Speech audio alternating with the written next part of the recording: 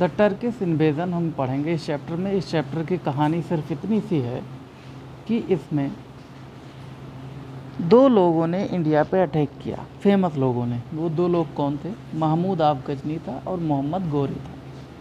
मोहम्मद गौरी, जो कि गौर एक स्टेट था, वो प्रेजेंटली अफ़गानिस्तान में पड़ता था।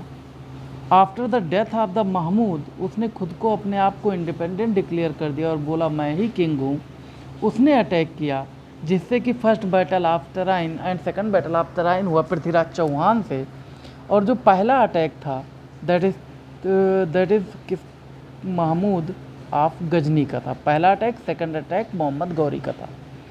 अब इसमें समझने वाली बात यह है कि पहला जो मुस्लिम अटैक था वो मोहम्मद गौरी का नहीं था या ना ही मोहम्मद गजनी का था। उससे पहले ही भी अटैक हुआ था, जिसको किया था मोहम्मद बिन कासिम ने। तो मोहम्मद बिन कासिम के बारे में भी हम थोड़ा सा जानेंगे, लेकिन उससे पहले हम देखते हैं कि क्या क्या हुआ। तो बेसिकली डेट आपको नहीं रटना है, जैसे कि 998 महमूद ऑफ गजनी बिकम सुल्तान, रटने की ज़रूरत नहीं है। CE 998 CE लर्न नहीं करना है, रटना नहीं है।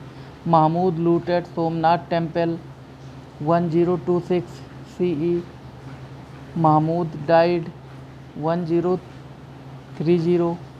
First battle of Tarain 1191। Second battle of Tarain 1192। ये बेसिकली हमें इतना डिटेल पढ़ना, एक मोटा मोटा आपको आइडिया होना चाहिए कि क्या कौन सी इंसिडेंट कब हुई, कौन सी पहले हुई, कौन से बाद में हुई। अब हम आगे देखते हैं। Turks invaded and capture India in the beginning of the 11th century. 11th century के बिगनिंग में, मतलब 11th सेंचुरी के शुरुआत में ही टर्क लोगों ने इंडिया पे अटैक किया। After the demise of Harshavardhana many small kingdom emerge across India. Harshavardhana की डेथ के बाद में बहुत से छोटे छोटे किंगडम जो थे वो इमर्ज हुए, मतलब पैदा हो गए। जब तक हर्षवर्धन था हम ये कह सकते हैं कि इंडिया यूनाइट था, और जब हर्षवर्धन की डेथ हुई इंडिया जो है छोटे छोटे पार्ट में डिवाइड हो गया। बेसिकली नॉर्दर्न, हम होल इंडिया नहीं बोल सकते, लेकिन नॉर्थ इंडिया बोल सकते हैं। नॉर्थ इंडिया जो था छोटे छोटे किंगडम में डिवाइड हो गया, और ये किंगडम डिवाइड होने के बाद में भी आपस में लड़ते रहते थे। उसी का फ़ायदा उठाया महमूद ऑफ गजनी ने। These kingdom were always at war with one another. ये किंगडम आपस में छोटे छोटे हमेशा लड़ा करते थे। दिस वीकेंड इंडिया, इससे इंडिया वीक हुआ। जाहिर सी बात है, जब दो लोग लड़ेंगे तो कमज़ोर होगा ही। Taking advantage of such a chaotic situation, इस तरह की कायोटिक सिचुएशन का फ़ायदा उठाकर the Turk invaded India, Turk ने इंडिया पे इन्वेड किया, अटैक किया। They came through the mountain passes in the north west, वो नॉर्थ वेस्ट के माउंटेन पासेस से इंडिया में इंटर हुए। माउंटेन पासेस क्या होता है? जैसे कि दो माउंटेन्स या दो हिल्स के बीच में जो रास्ता बन जाता है उसको हम बोलते हैं माउंटेन पासेस। जैसे कि सपोज़ ये दो माउंटेन्स हैं, और इनके बीच का जो पास, जो रास्ता बनता है ये इस टाइप का, इसको हम पासेस बोलते हैं। अब इसको तो क्रॉस करके आ नहीं सकते, ये माउंटेन को तो क्रॉस करके आ नहीं सकते, तो इस पासेस के थ्रू जो दो माउंटेन्स, जो दो हिल्स के बीच का रास्ता होता है, उससे वो लोग आए। कौन लोग? टर्क लोग आए। अब हुआ क्या, कहानी क्या हुई? They were lured by the tales of India's huge wealth, उनको इंडिया के बहुत ज़्यादा धन के लालच यहाँ पे ले आया। इंडिया में बहुत ज़्यादा वेल्थ है, इसके लालच ने उन लोगों को यहाँ पे आने के लिए मजबूर किया। फिर हुआ क्या? They attacked India gradually at a stretch, और उन्होंने इंडिया पे अटैक किया at a stretch. The first series was led by Mahmud of Ghazni. जो पहला अटैक था वो किसने किया? Mahmud of Ghazni. Ghazni is a state, is a land, जो कि प्रेजेंट टाइम में अफ़गानिस्तान के आसपास का एरिया है, वो गजनी हुआ करता था। और गजनी का जो किंग था उस टाइम पे वो महमूद था। महमूद ने बेसिकली अटैक क्यों किया? उसका रीज़न ये था कि वो अपने स्टेट को बहुत ज़्यादा पावरफुल बनाना चाहता था। अगर कोई अपने स्टेट को बहुत ज़्यादा पावरफुल बनाना चाहता है तो क्या चाहिए उसको? वेल्थ चाहिए। और वेल्थ मिलेगी कहाँ से? उसको अपने नेबरिंग कंट्री पे अटैक करके। तो इसीलिए उसने अटैक किया, क्योंकि वो अपने किंगडम को मोस्ट पावरफुल बनाना चाहता था। अब देखिए, Mahmud of Ghazni. Mahmud was the first Turkish invader. He became the Sultan of Ghazni in 1998 CE. 1998 CE में वो गजनी का सुल्तान बना। His aim was to make Ghazni the most powerful kingdom. वो उसका जो एम था बेसिकली, वो गजनी को मोस्ट पावरफुल किंगडम बनाना चाहता था। This could be done only by winning over the other Turkish kingdom. और ये ऐसा वो तभी कर सकता था जब वो अदर टर्किश किंगडम को जीते। He needed a large army and a lot of resource and wealth for that. और इसके लिए उसे बहुत बड़ी आर्मी, बहुत ज़्यादा वेल्थ और बहुत ही ज़्यादा रिसोर्सेज की ज़रूरत थी। he had heard about the wealth of Indian ruler and temple। और जो महमूद था उसने इंडियन टेम्पल और यहाँ के रूलर के पास में बहुत ज़्यादा वेल्थ है, ऐसा उसने सुन रखा था। तो हुआ क्या? देयरफॉर, इसीलिए he turned his attention towards India. और इसीलिए उसने अपना अटेंशन इंडिया की तरफ लगाया। He invaded India 17 times over a period of 26 year. ये इम्पॉर्टेंट लाइन है, इसको हम अभी बाद में नोटिस करेंगे। तो महमूद ऑफ गजनी, बाद में हम इसको राइट करेंगे, लिखेंगे कि क्या क्या इम्पॉर्टेंट है। तो he invaded India 17 times over a period of 26 year. मतलब 26 ईयर के पीरियड में उसने लगभग 17 बार इंडिया पे अटैक किया। अब आपको ये डेट नहीं रटनी है, बेसिकली ये आपको डेट नहीं रटनी है। बिटवीन 1001 CE एंड 1026 CE, ये डेट नहीं रटनी, बस ये याद रखना है कि Mahmud invaded India 17 time over the period of 26 year. फिर अब हम आगे देखते हैं क्या होता है। It was not difficult for Mahmud to invade India. उसके लिए कुछ ज़्यादा मुश्किल नहीं था अटैक करने के लिए। डिसयूनिटी एमंग द, क्यों मुश्किल नहीं था? क्योंकि यहाँ पे इंडियन रूरल में बहुत ज़्यादा डिसयूनिटी थी। Disunity among the Indian ruler made Mahmud task easier. यहाँ पे जो इंडिया में डिसयूनिटी थी, आप जब देखेंगे क्या हुआ था, जब मोहम्मद गौरी ने अटैक किया और पृथ्वीराज चौहान लड़ रहे थे मोहम्मद गौरी से। पृथ्वीराज चौहान ने कन्नौज के किंग जयचंद से उस समय हेल्प मांगी थी और उन्होंने मना कर दिया था। ये क्या है? ये डिसयूनिटी ही तो है भाई। कोई अदर कंट्री का रूलर आपके ऊपर अटैक कर रहा है तो सारे किंगडम अगर मिलकर एक हो जाते और उससे लड़ते तो वो कभी भी नहीं जीत पाता। अब देखो आगे क्या हुआ। His early target was ruler like Jaipal and Anandpal. ये दोनों बाप बेटे थे, जयपाल एंड आनंदपाल। क्योंकि जयपाल जो है ये हारता रहा, जब ये हार गया और इसने सुसाइड कर लिया तब इसका बेटा किंग बना। क्योंकि इसको महमूद ऑफ गजनी ने बहुत बुरी तरह से हराया और हराने के बाद में जब ये हारा इसने सुसाइड कर लिया और आनंदपाल किंग बन गया। दे ruled the area between Punjab and Afghanistan. ये जो जयपाल एंड आनंदपाल थे ये पंजाब और अफ़गानिस्तान की एरिया में रूल करते थे। Mahmud secured large tributes from them, then he attacked rich temple cities. और आनंदपाल और जयपाल को हराने के बाद में ये लोग फिर इनके पास में बहुत वेल्थ आ गई और उसके बाद में फिर इंडियन टेम्पल पे इसने अटैक किया महमूद ऑफ गजनी ने। इस बात को ध्यान देना। अब यहाँ पे एक पॉइंट जो नोटिस करने वाली है वो ये है, जो इम्पॉर्टेंट पॉइंट है वो ये है कि इसमें ये इम्पॉर्टेंट पॉइंट है, इसको मार्क किया जा सकता है। His early target was ruler like Jaipal and Anandpal. They ruled area between Punjab and Afghanistan. ये इतना पॉइंट इंपॉर्टेंट है। तो जो फर्स्ट टारगेट था महमूद आफ गजनी का वो कौन था? Jaipal and Anandpal. They ruled area between Punjab and Afghanistan. ये इंपॉर्टेंट पॉइंट है, बस इसके आगे कुछ भी इंपॉर्टेंट नहीं। अब वैसे तो पूरा चैप्टर इंपॉर्टेंट, लेकिन अब आगे देखते हैं। अब ये यहाँ पे एक थोड़ा सा फैक्ट है, इसके बारे में जान लेते हैं। नो मोर, नो मोर ये क्या है? नो मोर की थोड़ा सा जानते हैं कि ये बताना चाहते हैं जो फर्स्ट मुस्लिम इन्वेडर था वो महमूद आफ गजनी नहीं था, वो मोहम्मद बिन कासिम था। कैसे? In the 7th century CE the Indian ruler and the Arab had trading relation. मतलब 7th century में इंडियंस और अरब के बीच में ट्रेडिंग होता था। जैसे वो उधर से हार्सेस देते थे, इधर से हम मसाले, वीट, राइस ये सब देते थे। The Arab merchant were settled at the Malabar coast. और जो अरब मर्चेंट थे वो मालाबार कोस्ट पे सेटल हो गए थे।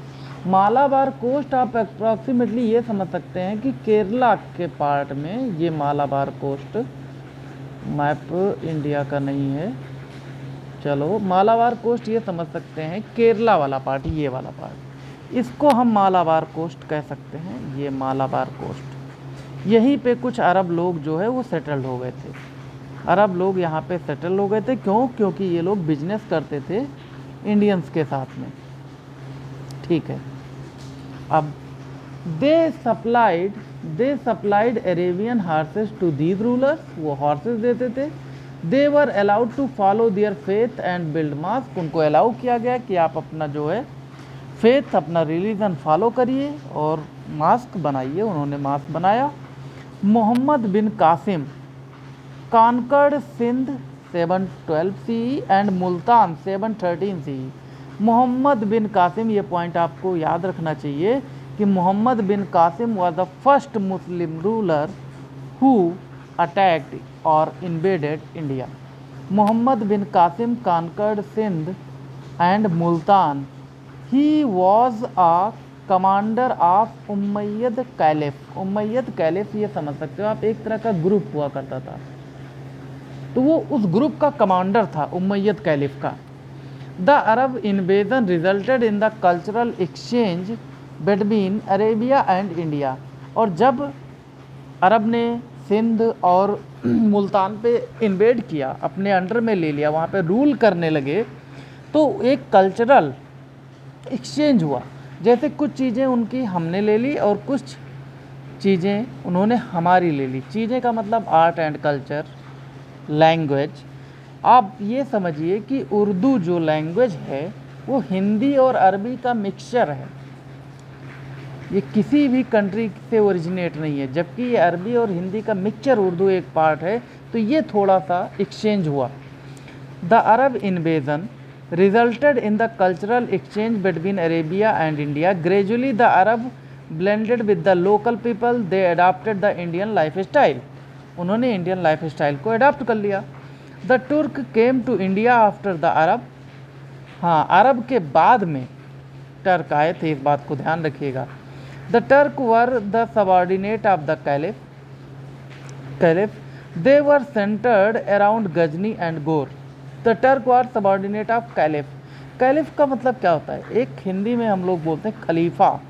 आज भी लोग बोलते हैं को क्या बहुत बड़े खलीफा हो गए हो क्या। खलीफा का मतलब ये होता था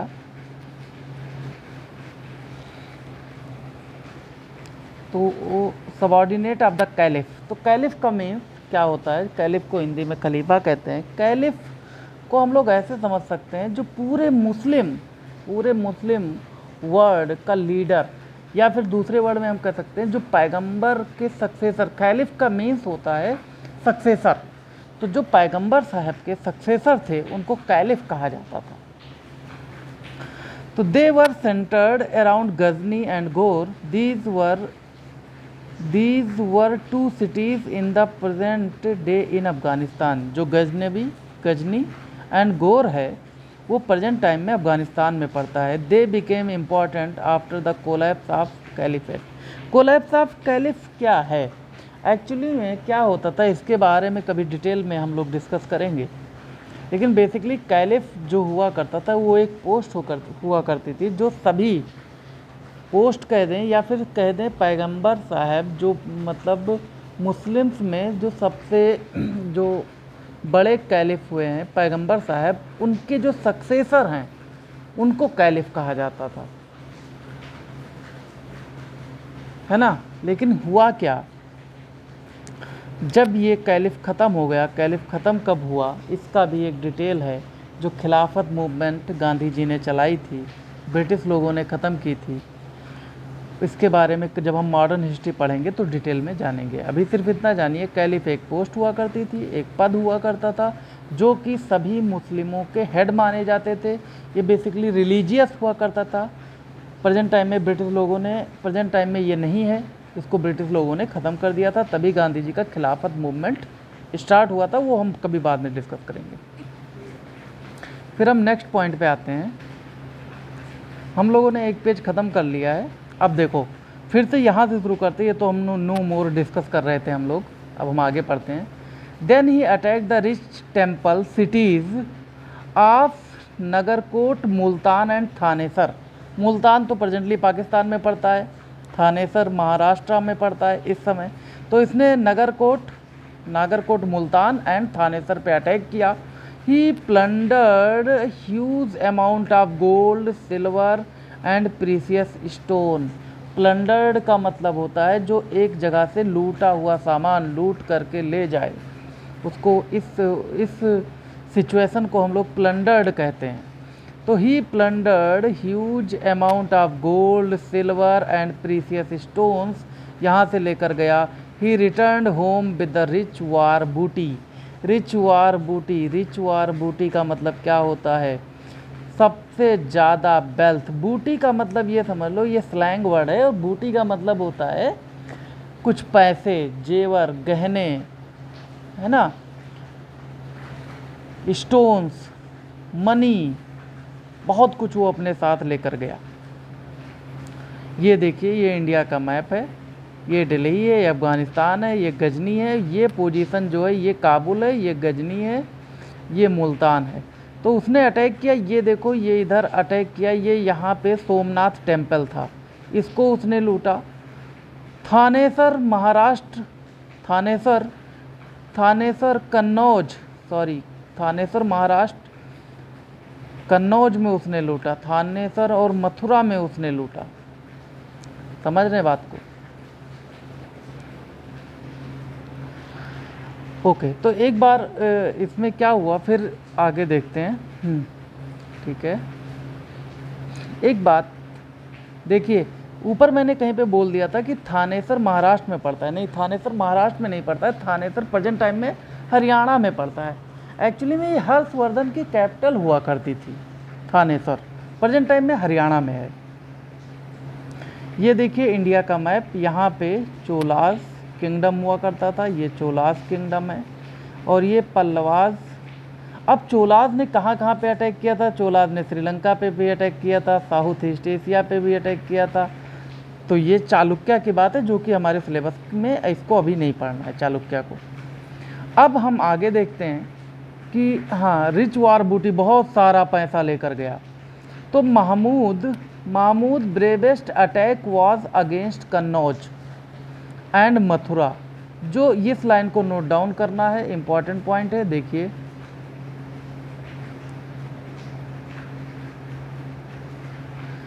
Mahmood bravest attack was against Kannauj and Mathura. Mahmud का जो ब्रेवेस्ट अटैक था वो कन्नौज पे था एंड मथुरा पे था।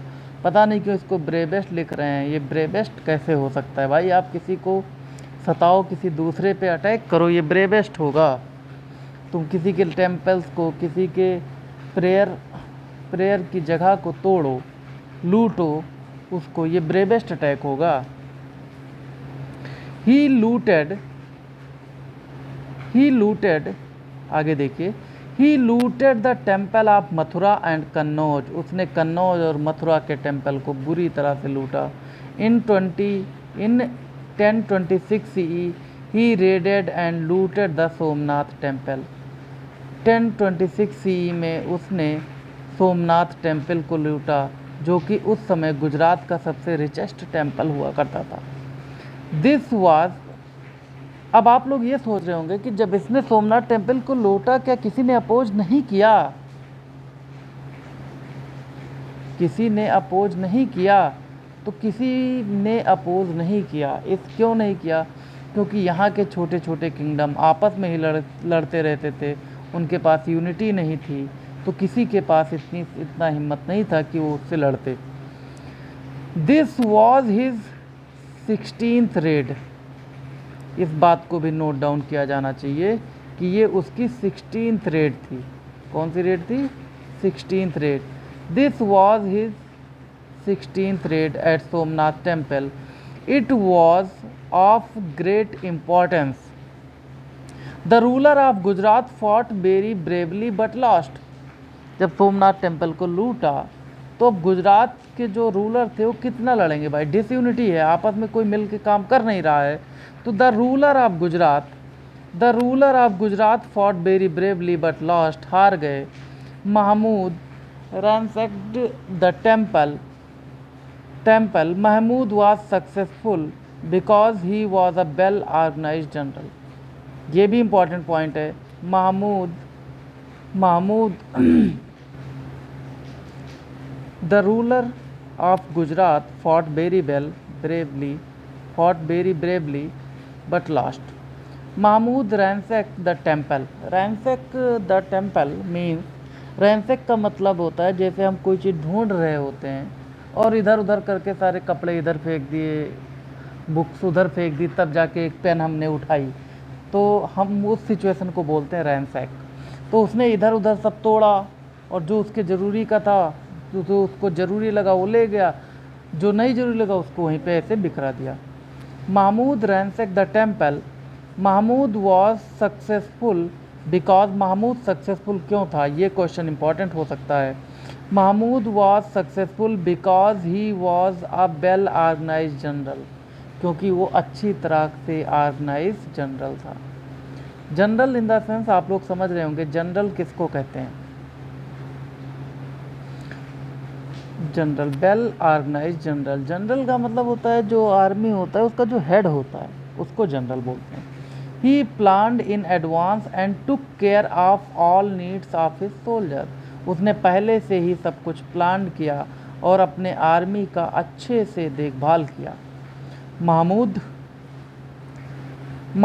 was not interested in establishing an empire in India. Mahmud India में कोई अपना एम्पायर नहीं इस्टेब्लिश करना चाहता था, उसको इंटरेस्ट ही नहीं था। वो basically his only interest was in the wealth, वो केवल यहाँ के पैसों की उसको ज़रूरत थी, ना कि वो यहाँ पे अपना एम्पायर इस्टेब्लिश करना चाहता था। He carried away all the wealth to Ghazni. वो जितना उसने यहाँ पे लूटा, सोमनाथ टेम्पल, कन्नौज टेम्पल, है ना, और जितने भी टेम्पल उसने यहाँ पे लूटे, वो सब उस सब की वेल्थ लेकर वो साथ में कहाँ चला गया? गजनी चला गया। और उसने किया क्या उन पैसों से? देखो, with the massive wealth carried from India, he decorated Ghazni with many beautiful buildings. और ये सारे पैसे ले जाके उसने बहुत सारे बिल्डिंग बनवाई, इवन उसने यूनिवर्सिटी भी बनवाई एक, और वहाँ पे अच्छे से डेकोरेट किया। Such as mask, library and museum, ये सारी चीज़ें उसने वहाँ पे बनवाई। ही आल्सो इस्टेब्लिश्ड यूनिवर्सिटी इन गजनी, और उसने गजनी में एक यूनिवर्सिटी भी बनवाई। नो मोर अभी हम करेंगे, पहले ये पेज ख़त्म हो जाए फिर। Mahmud of Ghazni patronised several scholar. Mahmud patronise several scholar. Patronise का मतलब होता है कि बहुत से स्कॉलर्स, स्टूडेंट्स को उसने वहाँ पे पढ़ाया। पढ़ाया, खुद नहीं पढ़ाया, मतलब पैट्रोनाइज किया, उसके संरक्षण में, मतलब उसके देखभाल में बहुत से स्कॉलर बहुत से स्कॉलर वहाँ से पढ़े। Scholar, artist and poet. Mahmud of Ghazni patronise several scholar, artist and poet. कहने का मतलब ये हुआ कि महमूद गजनी ने बहुत से स्कॉलर को, आर्टिस्ट को और पोएट को अपने संरक्षण में रखा, मतलब अपने देखभाल में उनको लिया, उन्हीं के देखभाल में रहे। अब यहाँ से एक इम्पॉर्टेंट पॉइंट शुरू होता है, पैट्रोनाइज, हाँ, patronise several scholar, artist and poet. Al-Biruni, most important point, इस बात को याद रखिएगा, इस नाम को याद रखिएगा। Al-Biruni was his court writer. Al-Biruni जो था उसके कोर्ट का राइटर था, मतलब उसके किंगडम का, उसके किंग जो जब उसकी कोर्ट लगती थी उसका राइटर था। ही रोट अ बुक, और जो अल-बरूनी था उसने कौन सी बुक लिखी? किताबुल हिंद, इस नाम को भी याद रखना है। Al-Biruni was his court writer, he wrote a book Kitab-ul Hind. अब ये बुक बताती क्या है? This book tells about various aspect of Indian life. ये उस टाइम के, एट दैट टाइम के बहुत से इंडियन लाइफ के बारे में बताती है, कैसा था उसी टाइम का। Firdausi was Mahmud court poet, दोनों बात को याद रखना। अल-बरूनी जो था कोर्ट राइटर था, फिरदौसी जो था वो कोर्ट पोएट था। He wrote Shahnameh. Mahmud invited scholars from many places, उसने बहुत से जगह से महमूद ने स्कॉलर्स को इनवाइट किया। तो यहाँ पर हमको दो बात याद रखनी है बार बार। Al-Biruni was his court writer, he wrote book Kitab-ul Hind, इस नाम को याद रखना है। और एक कोर्ट पोएट भी था, महमूद कोर्ट पोएट भी था, जिसका नाम फिरदौसी था, और उसने शाहनामा लिखा। फिर अब हम आगे पढ़ते हैं। ये देखिए, ये कुछ an illustration from Shahnameh written by Firdausi, ये फिरदौसी ने एक जो है ड्राइंग बनाई है, उसी बुक से है। Ghazni became prosperous city under him. भैया इतना धन लूटोगे जगह जगह से तो प्रॉस्परस तो बन ही जाएगी, जाहिर सी बात है, लूट का पैसे से प्रॉस्परस बना रहे हो। Ghazni became a prosperous city under him, it match the glory of Baghdad. मतलब उस समय पे सबसे बेस्ट सिटी, मतलब सबसे अच्छी प्रॉस्परस सिटी जो थी वो बगदाद थी। आप लोग हमको बताइएगा कि बगदाद प्रेजेंट टाइम में किस देश की कैपिटल है? हाँ, तो Ghazni became a prosperous city under him, it match the glory of the Baghdad before his death in 1030 CE he annexed Punjab. और अपने डेथ से पहले ही उसने पंजाब को भी एनेक्स कर लिया था। पंजाब प्रेजेंट टाइम में आप ये समझो कि इंडिया का पंजाब, और पाकिस्तान में भी एक पंजाब है, वो पूरा पंजाब उसने एनेक्स कर लिया था।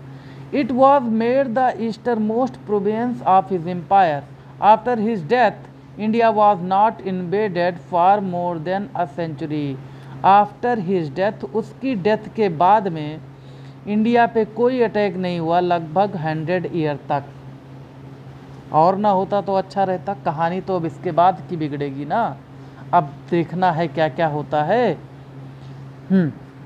फिर मोहम्मद गौरी, अब मोहम्मद गौरी के बारे में हम पढ़ेंगे कि मोहम्मद गौरी ने क्या क्या किया। ठीक है, Mohammad Ghori was the ruler of Ghor, ये इंपॉर्टेंट पॉइंट है, इसको हम नोट डाउन करेंगे। Mohammad Ghori was the ruler of Ghor. Ghor was the small kingdom in present day Afghanistan, present time में अफगानिस्तान है, और मोहम्मद गौरी एक गोर एक स्टेट, स्मॉल किंगडम, छोटा किंगडम हुआ करता था, वहीं का एक कह सकते हैं वेसल्स था। The rulers of Ghor were the vassals of Mohammad Ghazni, इस बात को याद रखना। द रूलर ऑफ गोर मतलब जो गोर के रूलर थे वो vassals of Mahmud Ghazni, sorry मैं बार बार मोहम्मद बोल जाता हूँ, इस बात को समझिएगा, मोहम्मद नहीं महमूद, मोहम्मद गौरी है, महमूद गजनी है, इस बात को ध्यान रखिएगा। द रूलर ऑफ गोर, जो गोर के रूलर थे वो बेसल्स थे, किसके? महमूद ऑफ गजनी के। बेसल्स का मतलब होता है जागीरदार। जागीरदार का मतलब क्या होता है? जैसे कि एक बड़ा सा किंगडम है, ये मान लीजिए एक बड़ा सा किंगडम है, ये बड़ा सा एक किंगडम है, ये हो गया आपका गजनी, ये हो गया आपका गजनी। और एक छोटा सा, भैया गजनी ने कहा, महमूद ने कहा, महमूद गजनी के महमूद ने कहा कि भाई ऐसा करो मोहम्मद भाई, तुम ऐसा करो कि ये छोटा सा एरिया मैं तुमको दे रहा हूँ, इसको तुम्हारे अंडर में रखना है, तुम देखो इसका, यहाँ से टैक्स तुम लो, इसको डेवलप तुम करो, सब कुछ तुम ही करो। तो गजनी एक बड़ा स्टेट था, उसके छोटे से पार्ट में अंदर में एक एक और पार्ट था गौर, जिसको कि हम बोलते थे, गौर बोलते थे। और इस पे कौन रूल करता था? मोहम्मद गौरी। तो गौर जो है, गौर जो है ये गजनी का एक वेसल्स था, मतलब गजनी का एक छोटा सा जागीरदार था मोहम्मद गौरी। अब समझ में आया? ठीक है, अब आगे देखते हैं।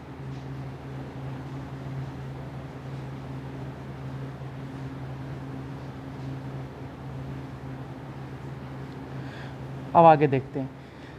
हाँ तो इसका जो पूरा नाम था Muizuddin Mohammad, Muizuddin Mohammad, popularly known as Mohammad Ghori in history. इसका नाम था मुइजुद्दीन मोहम्मद और इसको मोहम्मद गौरी के नाम से जानते हैं क्योंकि ये गौर स्टेट से था। Made Ghor independent after the death of Mahmud. जब महमूद मर गया तो गौरी भाई साहब, ये मोहम्मद गौरी भाई साहब बोले कि तुम कौन हो, हम किसी के बेसल वसल नहीं हैं, हम खुद, हमारा एक किंगडम है गौर। और इसने अपने आप को इंडिपेंडेंट कर लिया। He went a step ahead and establish the control over all Ghaznavi territory. और इसने जब अपने आप को फ्री कर लिया, फिर जितनी गजनवी की टेरिटरी थी सबको अपने अंडर में इसने ले लिया। मोहम्मद गौरी बिकेम पावरफुल, और वो बहुत पावरफुल हो गया। देयर आफ्टर, इसके बाद भाई जब पावरफुल हो जाएगा तो करेगा क्या? तो अपनी पावर कहीं तो दिखाएगा। फिर इसने अपनी पावर दिखाई इधर इंडिया की तरफ। He planned to conquer and plunder wealth. अब उसने क्या किया कि भैया चलो, जो हमारे पुराने king that is Mahmud of Ghazni ने किया वही हम भी करते हैं, चलो लूटे कहीं मंदिर वंदिर, अटैक करें। ही मार्च्ड टूवर्ड्स दिल्ली, उसने दिल्ली की तरफ मार्च किया। एंड गंगा वैली, देखो गंगा वैली का मतलब होता है गंगा रिवर के आसपास का एरिया, हम गंगा वैली बोलते हैं। ही मार्च, अब यहाँ से कुछ इंपॉर्टेंट पॉइंट है उसको हम लोग नोट डाउन कर सकते हैं, देखो क्या क्या है।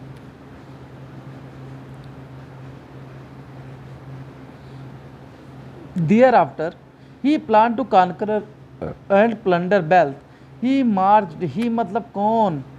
Mohammad Gauri, the king of the Gaur. He marched towards Delhi and Ganga Valley. India was attacked again after 150 year. मतलब 150 ईयर के बाद में मोहम्मद गौरी, जो कि मुइजुद्दीन गौरी थे, इनका नाम था मुइजुद्दीन मोहम्मद, इनका नाम था मुइजुद्दीन मोहम्मद भाई साहब ने 150 साल के बाद इंडिया पे फिर से अटैक किया। तो हुआ क्या? It was invaded and captured in 1175 CE। उसने अटैक किया और 1175 CE में कैप्चर कर लिया। ही कॉन्कर्ड पेशावर जो कि प्रेजेंटली पाकिस्तान में है, सियालकोट ये भी पाकिस्तान में है, पंजाब आधा इंडिया आधा पाकिस्तान। 1190 तक इस भाई साहब ने क्या किया? भाई देखो क्या क्या कैप्चर कर लिया इसने, पेशावर, सियालकोट एंड पंजाब 1190 CE तक। During this time in 1178 CE the great Prithviraj Chauhan ascended the throne of Ajmer. जब उसने इतना सब कुछ कॉन्कर कर लिया तो 1178 CE में, ये लाइन भी इंपॉर्टेंट है, जो ब्लू पेन से मार्क हो रहा है वो सब कुछ इंपॉर्टेंट है, आपको जानना चाहिए, ठीक है। The great Prithviraj Chauhan ascended the throne of Ajmer. Ajmer के किंग बने Prithviraj Chauhan. He was a brave warrior, he defeated the Chandelas. यही चंदेलाज, ही डिफीटेड द चंदेलाज, ये चंदेल को तो हरा दिए भाई साहब, पृथ्वीराज भाई साहब। लेकिन जब तुम चंदेल को हराओगे, जयचंद को हराओगे, अदर स्मॉल किंगडम को हराओगे, और तुम्हारे ऊपर जब कोई मोहम्मद गौरी अटैक करेगा तो कोई भाई आपकी हेल्प क्यों करेगा? जाहिर सी बात है, तुम आपस में लड़ो, चंदेल को हराओ, तुम कन्नौज को हराओ, तुम सबको स्मॉल किंगडम जो है सबको हराओ, मारो पीटो, जब तुमको कोई मारेगा तो कोई बचाने नहीं आएगा। He defeated the Chandelas occupied Delhi, उन्होंने चंदेल को हराया और दिल्ली को ऑक्युपाई कर लिया। किसने? पृथ्वीराज चौहान भाई साहब ने, याद रखना इस बात को। ही also turn his attention towards the Punjab and the Ganga valley, और जब इतना कुछ कर लिया, दिल्ली पे कब्जा कर लिया पृथ्वीराज चौहान ने, तो उसका ध्यान कहाँ गया? Towards the Punjab and the Ganga valley. Ganga valley बता चुके, पंजाब गंगा रिवर के आसपास का एरिया। अच्छा, मैप में अगर हम देखना चाहें तो गंगा रिवर देखो, ये रहा गंगा रिवर, ये गंगा रिवर है ये, और इसके आसपास का एरिया को हम बोल सकते हैं गंगा वैली। फिर अब इसका ध्यान, हाँ अब देखिए इधर, toward the Punjab and the Ganga valley, both Prithviraj and Ghori desire to control Punjab and the Ganga valley. दोनों भाई साहब, ये टोपी पहने हैं, ये भाई साहब, और ये भाई साहब पृथ्वीराज चौहान, ये दोनों लोग पंजाब और गंगा वैली पे अपना कंट्रोल चाहते थे। Both Prithviraj and Ghori desire to control Punjab and Ganga valley, this became the reason of conflict between them. अब ये लाइन मैंने इंपॉर्टेंट इसीलिए करी क्योंकि आपसे ये क्वेश्चन कर सकता है, what is the reason behind the war of Tarain, या फिर ये कह सकता है conflict between Prithviraj Chauhan and Muhammad Ghori. तो आप ये बोल सकते हैं, both Muhammad Ghori and Prithviraj Chauhan desire to control Punjab and Ganga valley, this became the reason of the conflict between them. Two battle took places at Tarain, Tarain Delhi से कुछ ही दूरी पे है, मान सकते हो 100 किलोमीटर के आसपास।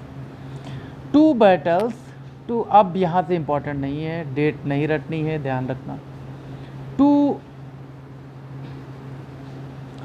To battle took places at Tarain, इसको हिंदी में तराइन बोलते हैं, इंग्लिश में कुछ लोग प्रोनाउंस इसको टेरियन करते हैं, तो जो आपको करना हो करिए। मैं तराइन करूँगा तो आप समझ जाइएगा कि हम टेरियन की बात कर रहे हैं, Tarain. Two battle took places at Tarain, that is Tarain, the first in 1191 CE, पहली बैटल जो हुई 1191 CE, and second battle in 1192 CE, पहले में जीते ये भाई साहब पृथ्वीराज और सेकंड में जीते ये भाई साहब। बस फ़र्क सिर्फ इतना था, इनके अंदर दया भावना ज़्यादा थी ये भाई साहब के अंदर। इन्होंने कहा जाओ हम तुमको बख्श दिए, अरे पूछो जब हरा दिए थे उसको उसी समय दौड़ा के मार दिए होते, पूरी कहानी ख़त्म थी। लेकिन इन्होंने कहा नहीं, हम तुमको नहीं मारेंगे। जब सेकंड बैटल ऑफ तराइन हुआ, इसमें इन भाई साहब ने इनको हरा दिया, कहा तुम हमको छोड़े हो लेकिन हम तुमको नहीं छोड़ेंगे।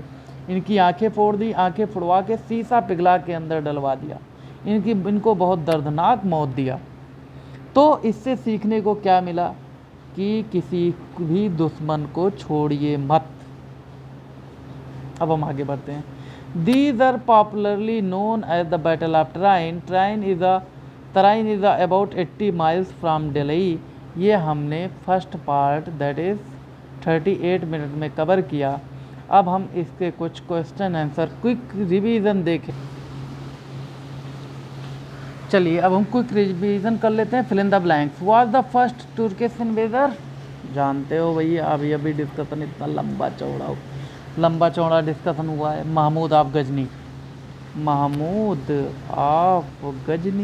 ठीक है। Mahmud of Ghazni invaded India dash time over a period of 26 year. कितने time? 17 times. In the 1026 CE raided and looted कौन? Mahmud of Ghazni Somnath temple. India was invaded by Mahmud only for its wealth, धन के लिए आया था वो, यहाँ पे कोई इस्टेब्लिश नहीं करना चाहता था। Muhammad Ghori was the ruler of Ghor, जानते हो। Both Prithviraj and Ghori desire to control Punjab and Ganga valley, अभी बताया पंजाब एंड गंगा वैली। तो Somnath temple, Mahmud of Ghazni.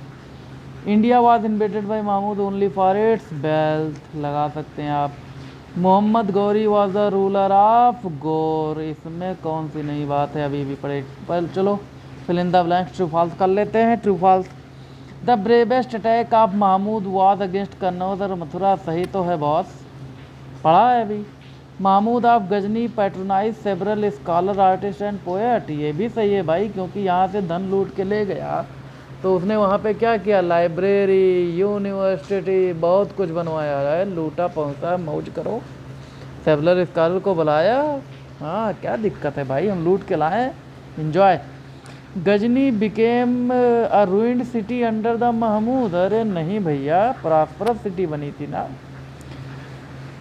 Mohammad Ghori made Ghor independent. सही बात है, उसकी डेथ हुई, कहा चलो अब हम इंडिपेंडेंट हो गए। Mahmud defeated the Chandelas and occupied Delhi. नहीं भैया, ये रॉन्ग है। महमूद नहीं थे, पृथ्वीराज चौहान थे defeated Chandelas and occupied Delhi. Prithviraj Chauhan and Mahmud of Ghazni for the battle of Tarain. देखो, महमूद ऑफ गजनी नहीं थे भैया, मोहम्मद गौरी थे, तो ये भी रॉन्ग है। ओके, अब इसका सेकंड पार्ट जो कि battle of Tarain next video में हम अपलोड करेंगे।